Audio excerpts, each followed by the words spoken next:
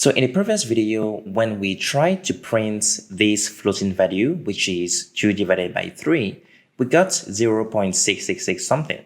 What if you want to clean this so that you only have, for example, 2 digits after your decimal points? For this, I need to introduce you, in case I have not already, I need to introduce you to the format method in Python.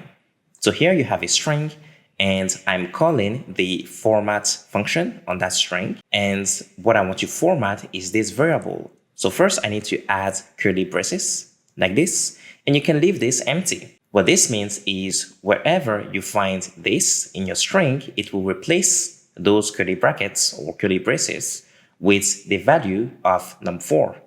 And because num4 is 2 divided by 3, it's going to print 0.666 whatever in the console. So let's see what happens. I'm clicking run this code and everything is just like before. The reason why you're watching this video is to know how to format your floats values. So here you can add a colon and then dots, the number of digits that you want after your decimal points. And then you add F because it's a floating value. So in this case, when I print this, I'm supposed to get 0.67. Now let's see what we get. 0.67 here. I want to clean up my output, so I'm going to comment out the first 3 variables so that we only look at the float value. Now let's see what we get here. Now we get only 0.67. What if you want to have 3 digits after the decimal points?